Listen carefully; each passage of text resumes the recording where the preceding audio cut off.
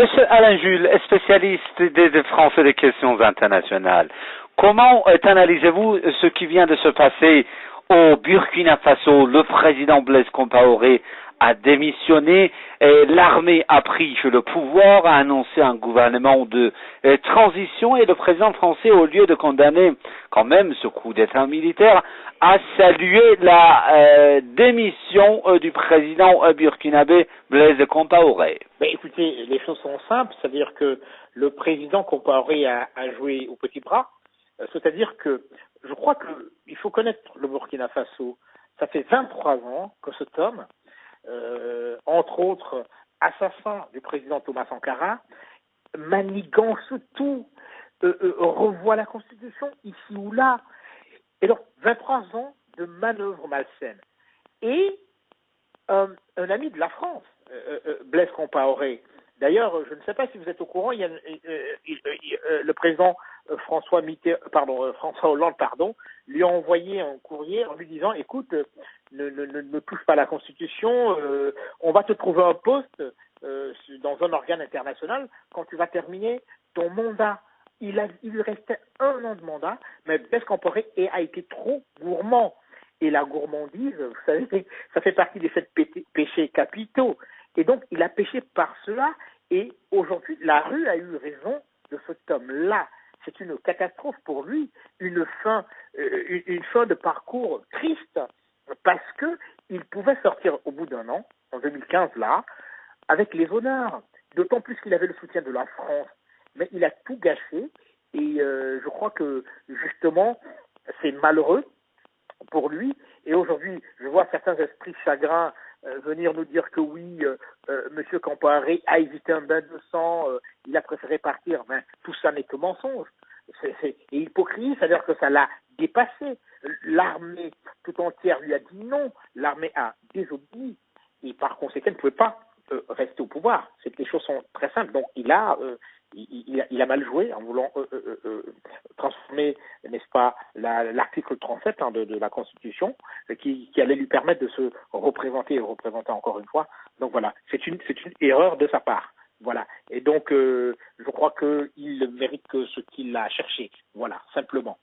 Et comment expliquez-vous en fait de l'attitude et surtout des autorités américaines envers ce qui s'est passé au Burkina Faso? Quand même, les autorités américaines également ont été très très critiques ces derniers jours envers le président Compaoré, qui voulait, comme vous l'avez dit, en fait, réviser la Constitution pour briguer un autre mandat présidentiel. Oui, mais je crois que le problème, c'est que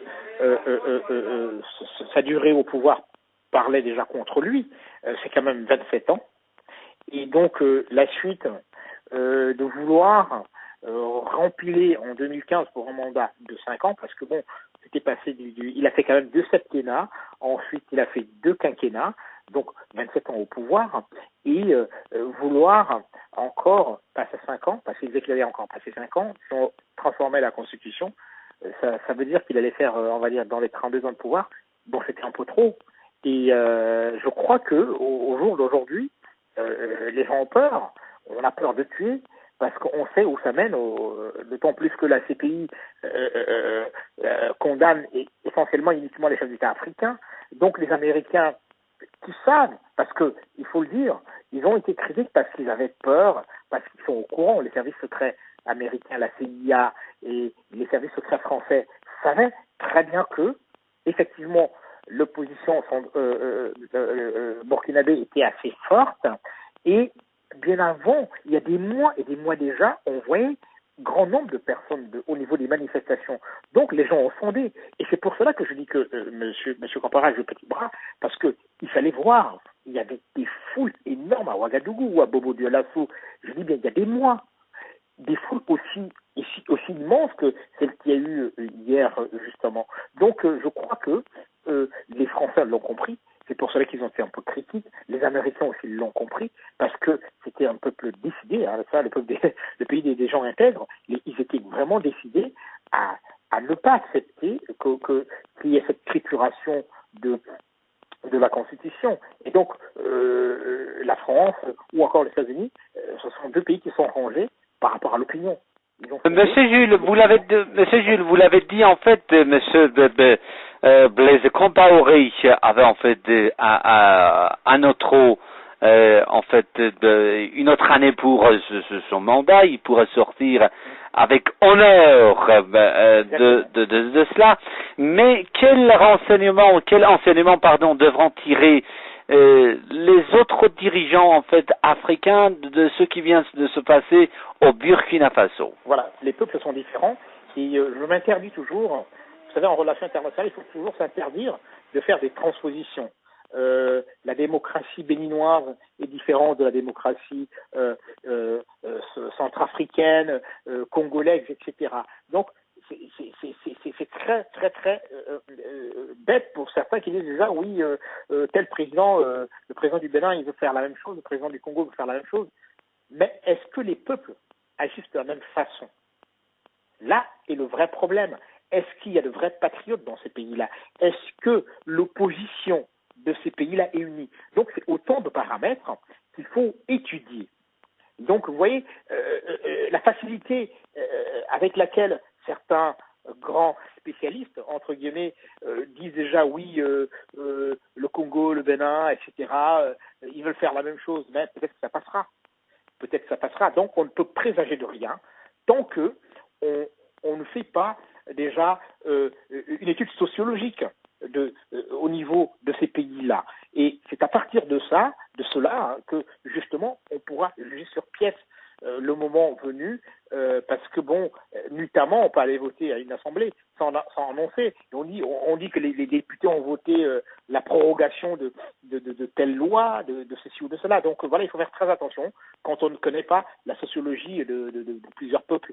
Donc les Burkinabés, ils ont toujours été, c'est un peuple très vaillant. Vous savez, quand ça ne marche pas, c'est un pays où il y a eu une multitude de coups d'État, etc. Donc vraiment, on s'amuse avec le pouvoir au Burkina Faso. C'est ça un peu l'homme Mossi. Ce sont des Mossi, l'homme en majorité bien sûr. L'homme Mossi est vraiment très tenace. Et par conséquent, ce n'est pas sûr que le Béninois soit pareil, ce n'est pas sûr que le Congolais soit pareil. Les deux Congos, bien évidemment, hein, Congo-Brazzaville et Congo-Kinshasa, ce n'est pas sûr que le Gabonais soit pareil, ce n'est pas sûr que le Camerounais, n'est-ce pas, le Cameroun qui est cher à mon cœur, soit pareil. Donc voilà, il y a des choses, il faut faire très attention et ce n'est vraiment pas, pour l'instant, nous sommes qu'à un jour, ce n'est pas un enseignement pour les autres pays. Franchement, je m'inscris en faux face à ce genre d'allégations pour l'instant. Voilà, il faut attendre et étudier, comme je disais, la société en général et ainsi pouvoir juger.